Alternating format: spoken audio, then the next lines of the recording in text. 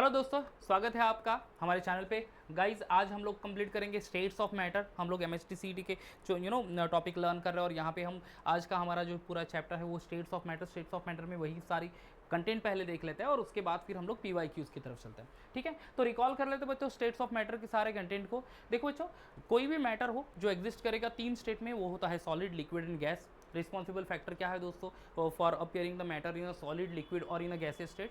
That is intermolecular force of attraction। ठीक है, intermolecular force of attraction and all these states of matter are interconvertible। interconvertible कैसे है? Solid से आप liquid state में convert कर सकते हैं, लिक्विड से आप गैस स्टेट में किसी भी मैटर को कन्वर्ट कर सकते हैं, इवन गैस से लिक्विड, लिक्विड से सॉलिड कन्वर्ट कर सकते हैं। कैसे? किसी भी सॉलिड मटेरियल को हीट कर लो, it will turn into the liquid, क्योंकि हीट करेंगे तो पार्टिकल थोड़े से दूर जाएंगे ना, और उसके वजह से वो that will turn into the liquid state. उसी लिक्विड को अगर आप कंटिन्यू हीट कर लो तो क्या हो जाएगा? That particle will move far away from each other, that will turn into the gaseous state. ठीक है दोस्तों, ओके। नाउ गैस को अगर कोई भी गैसियस सब्सटेंस है उसको कूल कर ले हम लोग, टेम्परेचर डिक्रीज कर ले, ठीक है, it will turn into the liquid state, और उसी को वापस से टेम्परेचर डिक्रीज कर ले शायद लिक्विड को, तो it will turn into the solid state as well. यानी टेम्परेचर एक रिस्पॉन्सिबल फैक्टर है यहाँ पे inter conversion states of matter को, सॉलिड से लिक्विड, लिक्विड से गैस, या फिर गैस से लिक्विड, लिक्विड से सॉलिड। हीट कर ले सॉलिड को तो लिक्विड में कन्वर्ट हो जाएगा, लिक्विड को हीट कर ले तो गैस, गैस को कूल करेगा तो it will turn into liquid, और लिक्विड को वही कंटिन्यू हीट कर ले हम लोग तो it will turn into solid state. ठीक है दोस्तों, चलो अब responsible factor and the other properties पढ़ लेते हैं दोस्तों। Distinguishing point between the solid, liquid and gas आप डायग्राम से आइडेंटिफाई कर सकते हैं यहाँ पे कि see here that the constant particles, ये यहाँ पे या फिर ये परफेक्टली अरेंज है in perfectly ordered manner in a solid state. On the other hand liquid में पार्टिकल के बीच में आपको यहाँ पे गैप दिख रहा होगा, ये all these particles having the gap over here. ठीक है, in the gaseous state the particles are far from away from each other, और बहुत ही दूर है एक दूसरे से। Okay, that is the simple microscopic view है। अब arrangement of the particle, solid state में पार्टिकल्स आर टाइटली हेल्ड, ठीक है, टाइटली हेल्ड है and have regular arrangement. Solid में रेगुलर अरेंजमेंट है, अभी ये लिक्विड में लूजली पैक्ड अरेंजमेंट है, irregular arrangement, and more loosely packed arrangement आपको मिलेगी एंड हाईली इरेगुलरिटी मिलेगी आपको गैसियस स्टेट में, right. Okay, moment of the particle, ये परफेक्टली अरेंज्ड है, टाइटली हेल्ड है, have regular arrangement of the atom, तो particles can not move, solid के पार्टिकल्स मूव नहीं होंगे दोस्तों। On the other hand liquid and gas के particles can move over that. ठीक है, लिक्विड के पार्टिकल्स तो within the small distance move होंगे, but gaseous particles can be in random motion. ठीक है, चलो नेक्स्ट शेप एंड वॉल्यूम, तो solid definite shape, definite volume, volume and shape definite होगा। Okay, liquid that have that definite volume but do not have a definite shape, and gas का ना तो volume fix है ना तो shape fix है, definite volume do not have definite volume as well as definite shape. Intermolecular space, सब जो solid, liquid and gas है दोस्तों, ये सिर्फ और सिर्फ एक ही फैक्टर से डिपेंड होता है, वो है इंटरमोलिकुलर फोर्स ऑफ अट्रैक्शन। तो इंटरमोलिकुलर स्पेस बच्चों, यहाँ पे फोर्स ऑफ अट्रैक्शन बहुत ज़्यादा, इसलिए इंटरमोलिकुलर स्पेस बहुत ही कम, very small intermolecular space in solid state.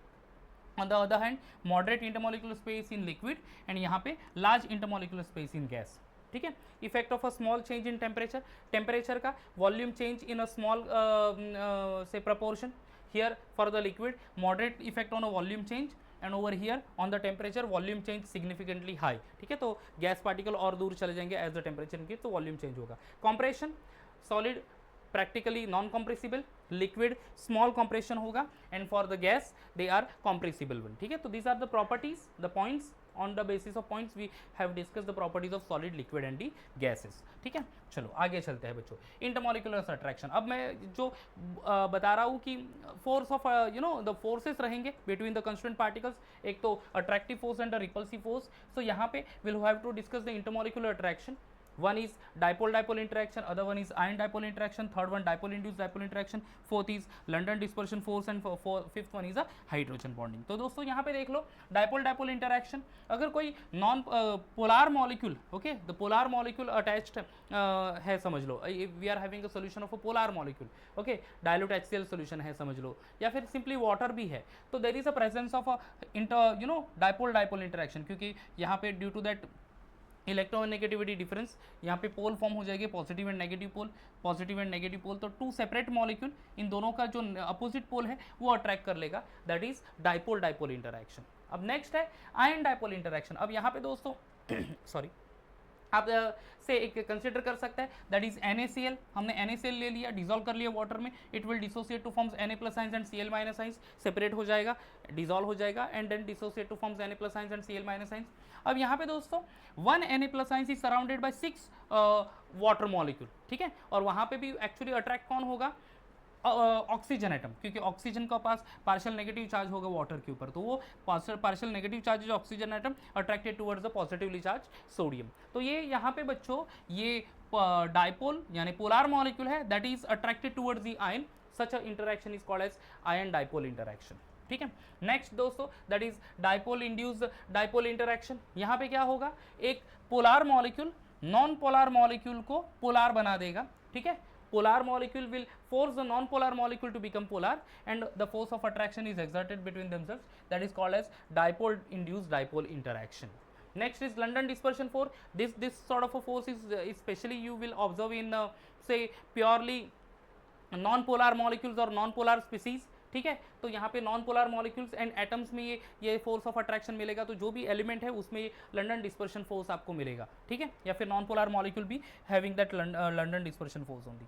And the last one दोस्तों दैट इज हाइड्रोजन बॉन्डिंग। कोई भी अगर स्पीसीज ये इलेक्ट्रोनेगेटिव एलिमेंट जैसे कि ऑक्सीजन, नाइट्रोजन, सल्फर, फास्फोरस या फिर हैलोजन से अटैच्ड है, ठीक है, तो फिर वहाँ पे क्या होगा, अट्रैक्टिव से शेयर पेयर ऑफ इलेक्ट्रॉन अपनी तरफ अट्रैक्ट कर लेगा इलेक्ट्रोनेगेटिविटी डिफरेंस की वजह से, and that's why the hydrogen have the ability to attract towards the electronegative element. तो दो टाइप के हाइड्रोजन बॉन्डिंग मिलेगी, इंटरमॉलिक्यूलर एंड इंट्रामॉलिक्यूलर। इंटरमॉलिक्यूलर यानी दो separate molecule may be same type के होंगे but two separate molecule attract होंगे through the hydrogen bonding, and यहाँ पे इंट्रामॉलिक्यूलर में within the molecule hydrogen is attracted towards the electronegative element, तो ये इंट्रामॉलिक्यूलर हाइड्रोजन बॉन्डिंग, तो ये इंटरमॉलिक्यूलर फोर्स ऑफ अट्रैक्शन है दोस्तों। Okay, now next topic that is characteristics of a gas. Gas are lighter than solid and gas have weak force of attraction, gas are in random motion, they do not have shape, definite shape and volume, they have the property of diffusion and they are highly compressive। तो ये तो बच्चों common properties है that you all know, actually ये आपको सारी पता ही होगी।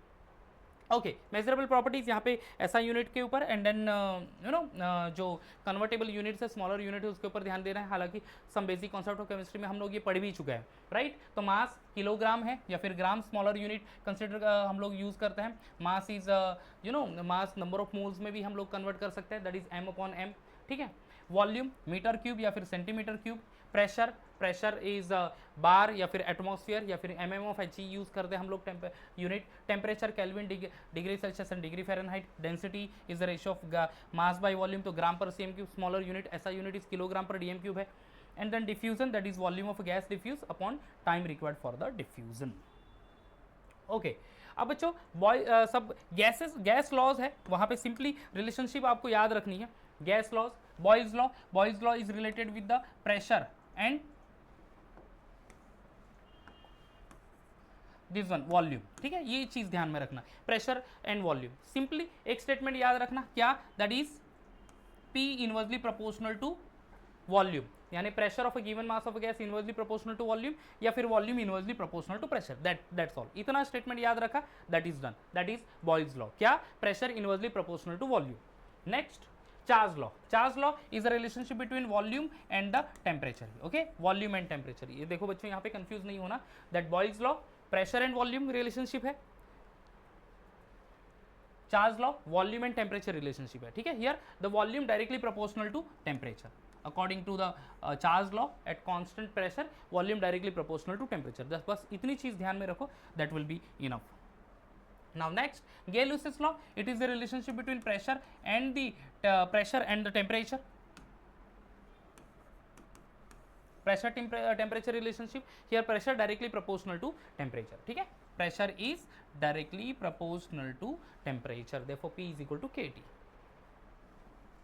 चलो अब Avogadro's law, at constant temperature and pressure volume equal volume for all gases contain equal number of molecule। some basic concept of chemistry में पढ़ाई है, मैथमेटिकल रिलेशन याद रखना है, volume directly proportional to number of moles या फिर n, right. तो ये सारे लॉज है, देख लो बच्चों, एक बार रिकॉल कर लेते हैं, that is Boyle's law, pressure inversely proportional to volume और volume inversely proportional to pressure.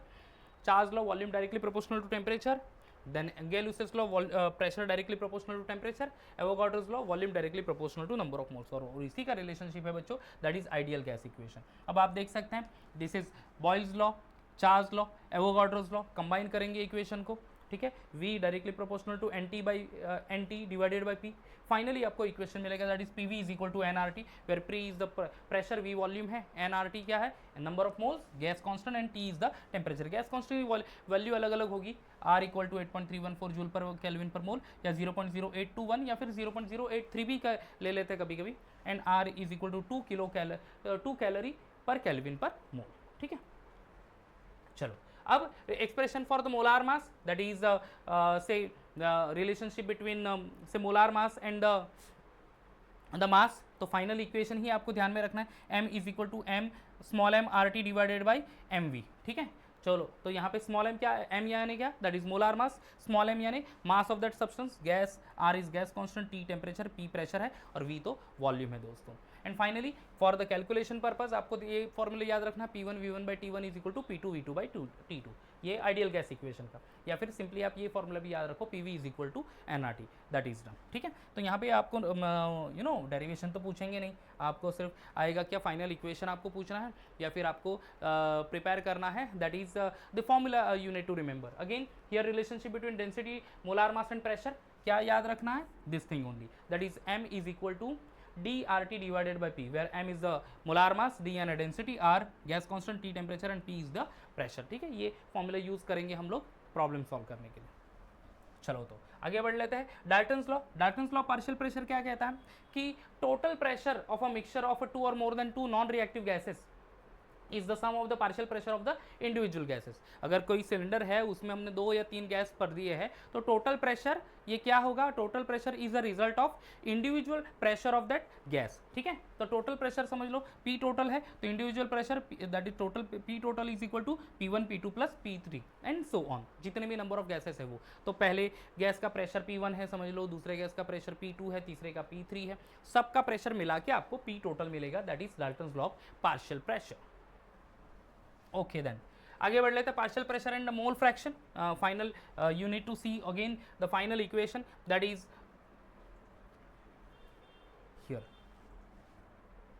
Okay, so this is the expression, P1 is equal to x1 into P total. P1 is the partial pressure of that gas, x1 ये क्या है बच्चों, mole fraction है, and P total यानी total pressure of that mixture of the gas. ठीक है, अगर आपको किसी समझ लो एक सिलेंडर है, उसमें 3 गैसेस फिक्स हैं या फिर एनक्लोज्ड है, उसमें से किसी एक गैस का आपको प्रेशर आइडेंटिफाई करना है, आपको तो ओवरऑल गैस का प्रेशर टोटल प्रेशर ही मिलेगा. ठीक है, तो फिर आप इंडिविजुअल प्रेशर कैसे फाइंड करोगे किसी एक गैस का, ये फॉर्मूला है P1 is equal to x1 into P total, जहाँ पे P1 यानी इंडिविजुअल प्रेशर यानी partial pressure of that gas, x1 यानी mole fraction of that gas, वो नोन होगा, एंड P टोटल तो पता ही है वहाँ पे टोटल प्रेशर. तो ये दोनों क्वांटिटी से आप इंडिविजुअल प्रेशर या फिर पार्शियल प्रेशर फाइंड कर सकते हैं. Similarly second gas, third gas या फिर नंबर ऑफ गैसेस है उसका वो ये फॉर्मूले से आपको पार्शियल प्रेशर आइडेंटिफाई करने को मिलेगा. Okay, kinetic molecular theory of gases, यहाँ पे कुछ अजम्पशन है kinetic molecular theory of gases के, that is the gases consist of tiny particles. कौन से पार्टिकल होंगे, एक तो होगा मॉलिक्यूल या फिर एटम्स. एटम्स स्पेशली आपको एवोगाड्रोस नंबर नहीं, that is noble gases, helium, neon, argon, krypton, xenon, radon, उसमें आपको मिलेंगे monoatomic gases. On an average gas molecule remain far apart from each other, एक दूसरे के बहुत दूर रहेंगे, and they are highly compressible. Attractive force between the gas molecules are negligible, force of attraction ना के बराबर है वहाँ पे at ordinary temperature and pressure. As a result this gas can expand okay to the entire volume, यानी gas किसी भी कितना भी बड़ा वॉल्यूम है किसी भी कोई कंटेनर का, वहाँ पे वो गैस एक्सपांड होता है क्योंकि फोर्स ना के बराबर है. Gas molecule are in constant random motion, एक दूसरे कंटिन्यूस मोशन में होंगे तो वो अपने आप से कोलिजन करेंगे, वो वॉल्स ऑफ द कंटेनर पे कोलिजन करेंगे, वो उसकी वजह से प्रेशर एक्सर्ट करता है. The pressure of the gas is due to the collision of the particle with walls of the container. तो रैंडम मोशन है तो इसलिए वो प्रेशर भी एक्सर्ट कर लेते हैं. And the collision is perfectly elastic. ठीक है, कोलिजन क्या है, परफेक्टली इलास्टिक. इलास्टिक यानी क्या दोस्तों, यानी कोलिजन होगा गैस पार्टिकल का, तो ड्यूरिंग दैट कोर्स ना तो गैस कोई एनर्जी रिलीज करेगा इनटू द एटमॉस्फेयर, ना तो वो गैस कोई एनर्जी एब्जॉर्ब करेगा, यानी ये टोटली एनर्जी फ्री प्रोसेस है. ओके, ना कोई भी इंटरनल एनर्जी चेंज नहीं होती गैसियस सिस्टम की. ठीक है, and different molecules of gas generally have the different kinetic energy, and that's why they move with the different velocity. Average kinetic energy formula है, average kinetic energy directly proportional to temperature. तो ये सारे postulates हो गए दोस्तों। Okay then, ये deviation from the ideal behaviour, ideal gas perfectly obey the ideal gas equation, that is PV is equal to nRT. What about the other gas that are real gases? Real gases means the gases which do not obey the ideal gas, ठीक है। Ideal gas equation कौन सा है दोस्तों? PV is equal to nRT। तो at all temperature and pressure अगर PV is equal to nRT ये equation obey करता है, that is called to be ideal gas. There is no any such gas in the nature actually, एक certain condition पे ही वो ideal behave करेगा। And real gases generally all most of gases are real gases which do not obey this ideal gas equation. Okay, deviation from the ideal behaviour, कोई भी एक particular gas है उसका deviate कैसे होता है फ्रॉम द आइडियल बिहेवियर? दो factor यहाँ पे है, एक तो high pressure and low temperature, ठीक है। High pressure and second one is low temperature. At high pressure molecule are very closer, ठीक है, मॉलिक्यूल क्लोज हो जाते हैं, that's why short range of repulsive force are start over that, and that's why molecule behaves as a small but hard sphere. And at low temperature क्या होगा दोस्तों? That molecular motion become slow, motion slow है तो molecule are attracted to each other due to the attractive force, and hence behaviour of the real gas deviates from the ideal behaviour, ठीक है। तो ये दो factor that is high pressure and low temperature responsible for the deviation of ideal behaviour to real gases. Now compressibility factor, one more factor is there बच्चों। compressibility factor generally express that it's a ratio of volume of a real gas divided by volume of a ideal gas। अगर आपके पास ideal and real gas उन दोनों का volume है तो आपको मिल जाएगा Z is the compressibility factor, generally Z is equal to 1 आ गया दोस्तों। ओके, तो समझ लो कि that gas is ideal, otherwise नहीं। Okay, now finally will go for the liquid state. Gaseous state तो हमने लर्न कर लिया, हमने solid state already first 12th standard में लर्न कर लिया। अभी हमें यहाँ पे लिक्विड स्टेट पे कॉन्सेंट्रेट करना है, ठीक है। लिक्विड पार्टिकल्स में फोर्स ऑफ अट्रैक्शन थोड़ा सा कम रहता है compare to the solid, and that's why they are in a random motion, थोड़ा सा मूव करेंगे वो फ्लो होगा उनको, राइट। लिक्विड पार्टिकल्स से या फिर लिक्विड स्टेट से कुछ this are the say the properties of gaseous state actually, but after that will going to see the liquid state जहाँ पे vapour pressure, then surface tension and viscosity, ये तीन properties आपको लर्न करनी है। First will move for that liquefaction of gas को हम लोग लिक्विफाइड कर सकते हैं at low temperature and high pressure, ठीक है। वहाँ पे 2-3 टर्म्स इंपॉर्टेंट है दोस्तों। One is critical temperature. Critical temperature means the temperature at which that gas can move easily into the liquid state. Critical volume means the volume which convert into the liquid state. The volume of the gas will convert into the liquid state, and critical pressure यानी the pressure at which that gas will turn into the liquid state. So these three terms are very much important: critical temperature, critical volume, and critical pressure.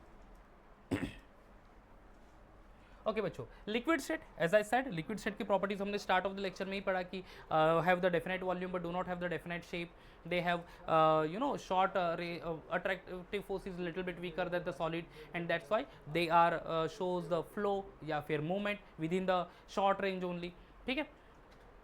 they are equally little bit compressible as well, ठीक है। these are few properties of a liquid state। अब major properties क्या है दोस्तों liquid state की? One is vapour pressure. Vapour pressure यानी क्या? The pressure exerted by vapours of any liquid. अगर समझ लो कि एक कंटेनर है जिसमें लिक्विड सब्सटेंस रखा हुआ है और उसको क्लोज कर लिया, तो कुछ पार्टिकल्स लिक्विड से गैसियस स्टेट में चले जाएंगे, okay, that is evaporation process. Few of the gas will turn into the liquid state. Condensation की प्रोसेस चलती रहेगी, इवापोरेशन, कंडेंसेशन, राइट। ये कॉन्सेप्ट हमने 12th स्टैंडर्ड के सोल्यूशन चैप्टर में भी पढ़ लिया था, वेपर प्रेशर। एंड देन एक fix number of vapours will remain over there due to that at equilibrium. Equilibrium किसका, कौन से प्रोसेस का? इवापोरेशन एंड कंडेंसेशन प्रोसेस का। So that vapours, whatever the pressure exerted by vapors of any liquid, that is called to be a vapor pressure. Okay, surface tension। अब देखो बच्चों, again if you see properly, अगर किसी liquid को हम लोग किसी कंटेनर में रख दें तो व्हाट विल हैपन? एक कर्व फॉर्म करता है दोस्तों, इस तरह से थोड़ा सा कर्व, जितना छोटी ट्यूब होगा उतना वो कर्व वहाँ पे फॉर्म करेगा। अब ये कर्व क्यों होता है जनरली, क्योंकि you know the overall force of attraction is concentrated in the centre of that liquid, ठीक है। ड्यू टू दैट रीजन ये जो molecule which present at the liquid surface ये थोड़े से पुल्ड होता है टूवर्ड्स द सेंटर, ठीक है, ये थोड़े से सेंटर की तरफ पुल होंगे, understood. And due to that strong force of attraction which is concentrated in the centre of the liquid, and that's why वो एक फॉर्म ये टेंशन या फिर प्रेशर एक्सपीरियंस करता है liquid surface molecule. Such a pressure is actually और tension is called to be a surface tension. And the last property दोस्तों related to the liquid state, that is viscosity. Viscosity is related with the force of friction which present between the layers. कोई भी liquid एक particular layer में flow करेगा,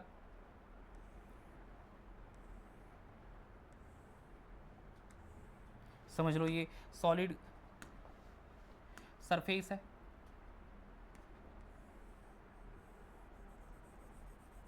ठीक है। अब ये solid surface के ऊपर हमने liquid place कर दिया, क्या होगा वहाँ पे एक जो लिक्विड पार्टिकल्स है जो close to the solid surface वो थोड़ा सा अट्रैक्टिव फोर्स की वजह से धीरे मूव करेंगे, उसके ऊपर वाला लेयर थोड़ा सा और फास्ट और ऊपर वाला लेयर थोड़ा सा रैपिडली मूव करेगा। ये लेयर के बीच में जो फ्रिक्शन होगा, ओके, जो फोर्स ऑफ अट्रैक्शन होगा, समझ लो, okay. So whatever the force of friction which present between the layers of that liquid is called to be the viscosity. जितना ज़्यादा viscosity उतना fluidity कम, और जिसका viscosity कम उतने fluidity ज़्यादा, तो that is the only thing. So these are the overall concept of this chapter, that is states of matter. So guys, it's time for the MCQs.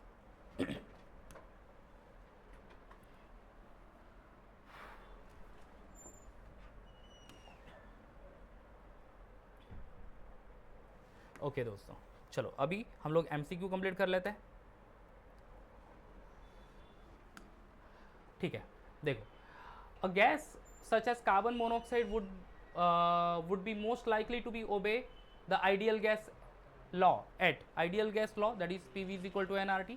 Carbon dioxide gas क्या है, सारी condition at high temperature and high pressure, eight low temperature and high pressure, third one high temperature and low pressure, and the next one is low temperature and high pressure. तो कोई भी एक particular gas समझ low carbon monoxide है, behaves ideally at high temperature and low pressure, ठीक है। Pressure temperature high होना चाहिए, प्रेशर लो होना चाहिए, at that time it will behaves ideally. Otherwise अगर ये अपोजिट में है तो it will behaves like a real gas.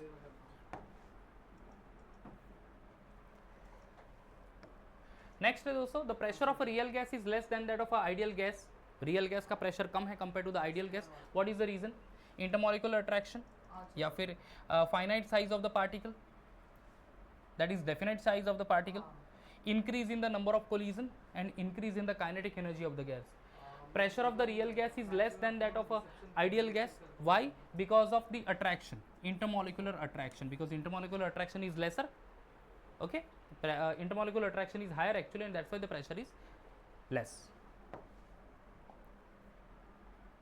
Okay then, अब देखो liquefaction के basis पे ये equation है दोस्तों। A, B, C, D, these are the four different gases with the critical temperature. A का critical temperature है that is 304.1 which is in Kelvin. B critical temperature is 154.3 Kelvin. C का है 405.5 Kelvin and D का है 126.0 Kelvin respectively. While cooling the gas which gets liquefied first, ठीक है। critical temperature दिया है चार gases का, 304.1, 154.3, 405.5 एंड 126.0।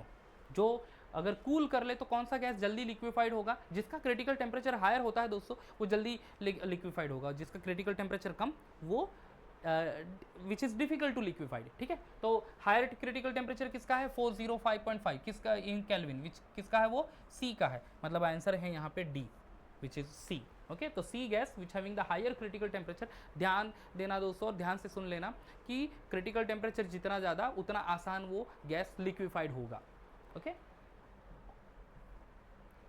चलो, the vapour pressure of a liquid depends on, vapour pressure liquid का वेपर प्रेशर जस्ट हमने पढ़ा कॉन्सेप्ट, किसके ऊपर डिपेंड होता है? First amount of a liquid taken, कितना लिक्विड लिया उसके ऊपर डिपेंड होगा, या फिर amount as well as temperature, amount भी और टेम्परेचर के ऊपर भी होगा।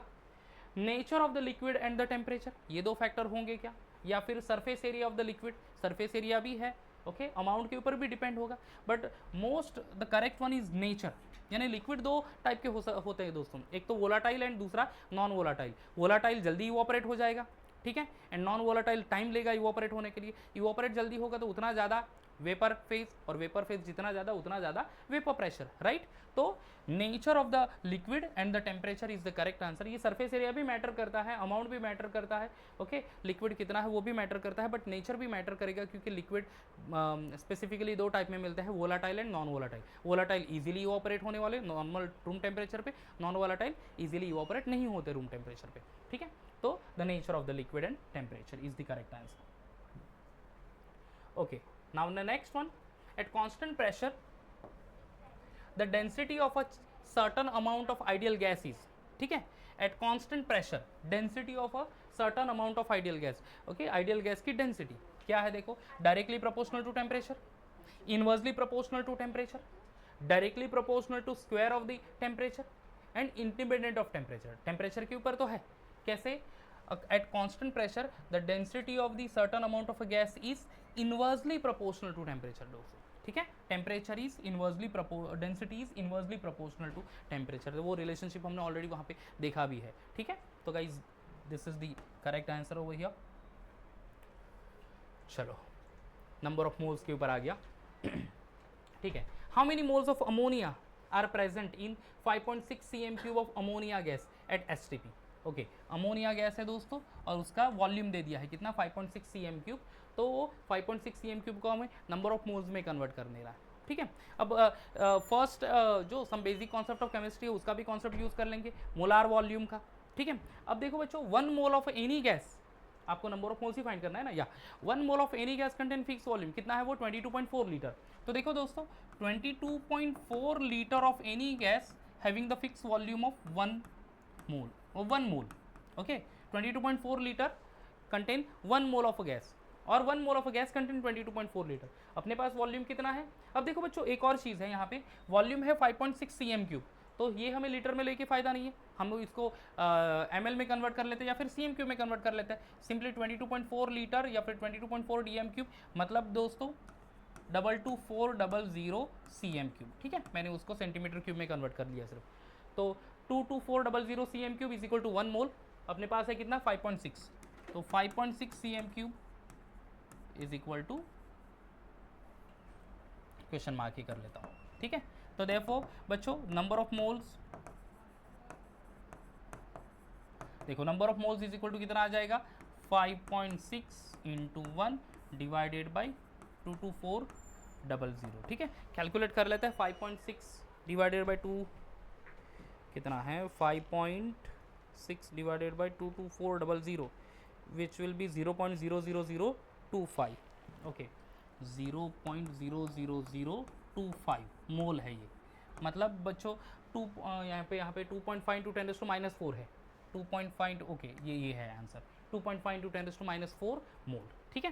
क्वेश्चन समझ में आ गया क्या था, कितने मोल है अमोनिया गैस, अगर वो वॉल्यूम कितना है 5.6 cm³। देखो यहाँ पे वॉल्यूम को हमें कन्वर्ट करना पड़ेगा नहीं मास में, क्योंकि कोई भी 1 मोल है तो उसका वॉल्यूम फिक्स रहता है, दैट इज 22400 cm³। तो हमारे पास है 5.6 cm³, तो वो कितना मोल होगा, जस्ट सिंपल कैलकुलेशन करना है, क्रॉस मल्टीप्लाई करना है, आपको आंसर मिल जाता है, that is here in this case 2.5 into 10⁻⁴ मोल, ठीक है।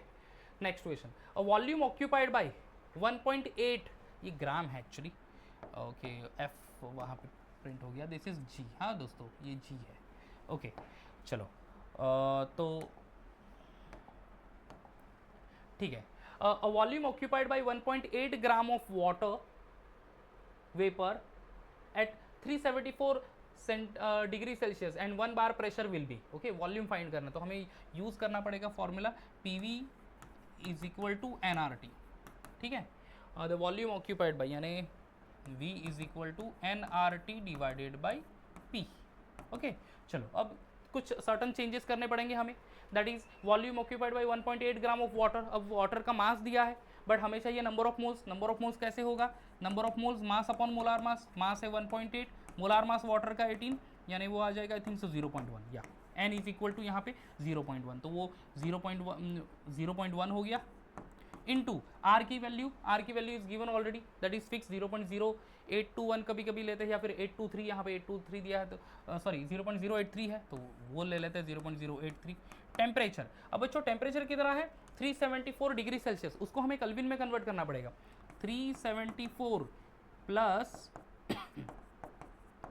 273.15 कितना आ जाएगा वो 437 77 14 336, तो 647.15 डिवाइडेड बाय प्रेशर, प्रेशर तो है 1 bar because 1 atmospheric pressure is equal to 1 bar. चलो कैलकुलेट करते हैं इसको, कितना है वो 0.1 इंटू 0.083 इंटू 647.15, ओके 5.37, आंसर आता है volume 5.37, okay litre which is in litre only, तो 5 ओके है यहाँ पे, ये देखो ये आंसर है 5.37। तो दोस्तों एक चीज़ ध्यान में रखनी थी, यहाँ पे जो टेम्परेचर दिया था डिग्री सेल्सियस में उसको केल्विन में कन्वर्ट करना था, मास दिया था ग्राम में, ठीक है मास है, हमें चाहिए नंबर ऑफ मोल्स, तो मास का हमें नंबर ऑफ मोल्स में कन्वर्ट किया था, ये भी ध्यान में रखना है दोस्तों इस केस में। At STP, the volume of 7.5 gram of gas is 5.6 liter. The gas is okay, ये थोड़ा सा और बड़ा हो जाएगा दोस्तों, ओके अब देखो एक गैस है जिसका वॉल्यूम है 7.5 ग्राम, ओके 7.5 ग्राम सॉरी वॉल्यूम है 5.6 लीटर, 5.6 लीटर और उसका मास है 7.5 ग्राम, तो ऐसा कौन सा ये चारों में से कोई गैस होगा जिसका 7.5 ग्राम है तब वॉल्यूम होगा 5.6, ठीक है। अब दोस्तों इस केस में क्या करना पड़ेगा हमें, इस केस में वही फॉर्मूला यूज करना पड़ेगा, that is number of moles. देखो एक मोल में फिक्स वॉल्यूम है, यहाँ पे लीटर में दे दिया है तो will take 22.4 litre, right, 1 mole of a gas contain 22.4 litre, right. अब हर एक का इसका मोलार मास फाइंड करना पड़ेगा हमें।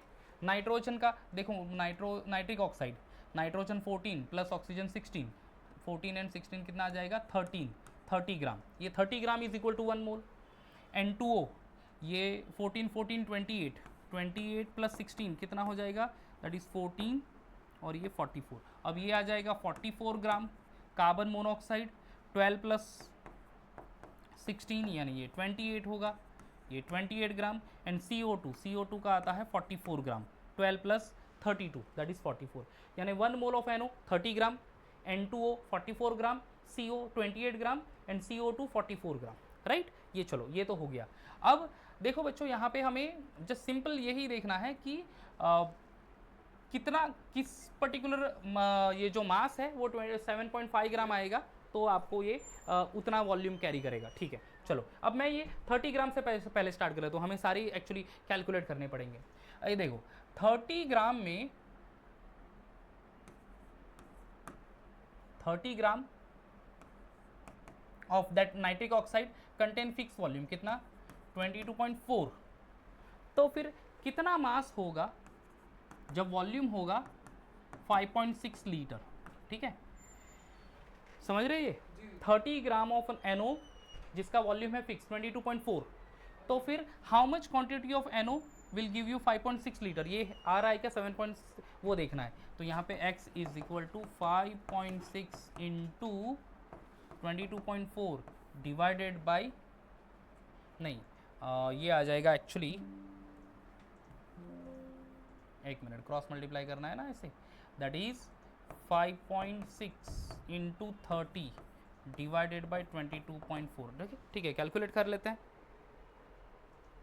5.6 इंटू 30 डिवाइडेड बाई 22.4, 22.4 ओके, ओहो करेक्ट है, आ गया ये तो आंसर ही आ गया यहाँ पे 7.5 ग्राम। ये देखो मैंने जस्ट उल्टा कॉन्सेप्ट यूज़ कर लिया था, पहले तो उस सब के मोलार मास ले लिए, ओके बट मुझे करेक्ट पहले ही इसमें ऑप्शन मिल गया कि क्वेश्चन ये था 7.5 ग्राम इसमें से कौन सा गैस होगा जिसका वॉल्यूम 5.6 लीटर होगा, ठीक है। अब मैंने उसके लिए क्या किया, सबका नंबर ऑफ मोल्स यानी मास ले लिया 30 ग्राम यानी 1 mole, N2O 44 gram, CO 28 gram and CO2 44 gram, right. अब एक मोल में ये चीज़ ध्यान में रखनी है दोस्तों, ठीक है, कोई भी एक मोल गैस है तो उसका वॉल्यूम तो फिक्स है, कितना 22.4 लीटर। अब 1 मोल NO यानी कितना 30 ग्राम, 30 ग्राम का 22.4 लीटर यानी कितना मास होगा, x ले लिए कंसिडर किया मैंने, इज इक्वल टू 5.6 ग्राम। तो मैंने यहाँ पे कर लिया, तो चलो मुझे ज़्यादा कैलकुलेशन करना नहीं पड़ा, पहले ही ऑप्शन नंबर ये नहीं होता तो शायद इसके लिए जाना पड़ता, इसके लिए जाना पड़ता, एंड देन मुझे आइडेंटिफाई करना पड़ता 7.5 ग्राम कहाँ पे आ रहा है। गॉट द पॉइंट, ठीक है। चलो तो यहाँ पे हमारा जो करेक्ट ऑप्शन है that is NO। Okay, which of the following is incorrect assumption of the kinetic molecular theory of gases? Incorrect assumption हमें देखना है दोस्तों। चलो क्या क्या है, gas molecule are in constant random motion, constant random motion में तो होता है, करेक्ट स्टेटमेंट है वो। Collision of the gas molecule are perfectly elastic, collision perfectly elastic भी है। ओके, एनर्जी का ना एब्जॉर्ब करता है ड्यूरिंग कोलिजन, ना तो रिलीज करता है। Average kinetic energy of the gas molecule is directly proportional to the absolute temperature. Okay, average kinetic energy is also related with the absolute, directly proportional to temperature only. ये भी correct है। Pressure exerted by a gas is due to the intermolecular forces. Okay, pressure जो है बच्चों that is on due to that random motion only. ठीक है, तो pressure exerted by gas is due to the collision of the gas. ठीक है, तो ये intermolecular force वाला जो statement है that is incorrect, यानी ये हमारा option correct हो है, that is D. Incorrect option ढूंढना था, तो ये है pressure exerted by a gas is due to the intermolecular forces, pressure होता है due to the collision. If pressure becomes double at the same absolute temperature of 1 litre CO2, the volume of CO2 becomes, ठीक है, pressure double हो गया, gas है उसको pressurise कर रहे हैं एंड प्रेशर डबल कर लिया जिसका वॉल्यूम है 2 लीटर, ठीक है, initially 2 litre volume, now pressure double कर लिया, now what will happen, CO2 expand होगा या कॉम्प्रेस होगा, CO2 विल कॉम्प्रेस, और जितना भी प्रेशर होगा, जितना भी वॉल्यूम है उससे डबल प्रेशर कर लिया तो उससे डेफिनेटली डबल क्वांटिटी से वो गैस कॉम्प्रेस हो जाएगा, यानी volume will be lesser. 2 litre, 4 litre, 25 litre, correct option D है। 2 लीटर का will decrease into 1 litre if the pressure doubles, ठीक है। Now the boiling point of dash dash is low due to absence of hydrogen bonding. Okay, hydrogen bonding कम है तो boiling point लो होगा। कौन सा ऐसा मॉलिक्यूल, NH3 में हाइड्रोजन बॉन्डिंग होता है, HF में होता है, वाटर में होता है। Methane do not have that hydrogen bonding, methane molecule do not have hydrogen bonding and that's why boiling point of CH4 is low due to the absence of hydrogen bonding. Okay, last question है, which of the following is predominant intermolecular force of attraction in C4H9Cl? C4H9Cl, अब देखो दोस्तों C4H9Cl यानी क्या होगा, ये CH3 CH2 CH2 CH2 Cl ये है, ठीक है, 1 2 3 4 कार्बन यानी क्लोरोब्यूटेन है, 3 5 7 9, ओके दैट इज करेक्ट। तो कौन सा फोर्स ऑफ अट्रैक्शन होगा, अब यहाँ पे आप देख सकते हैं हैलोजन है, हैलोजन है, इलेक्ट्रोनेगेटिविटी डिफर करेगा, dipole dipole interaction, correct option, ठीक है, dipole dipole interaction is the correct option. तो मॉलिक्यूल ध्यान में देना है बच्चों, कौन से टाइप का है उससे आपको पता चलेगा, पोलर मॉलिक्यूल है तो डायपोल डायपोल इंटरैक्शन। डन। तो गाइज यहाँ पे हम ये सारे PYQs ले लिए, होपफुली आपको ये हेल्प करेगा, और नेक्स्ट लेक्चर में गाइज एक और वीडियो के साथ आएंगे, तब तक bye bye and take care.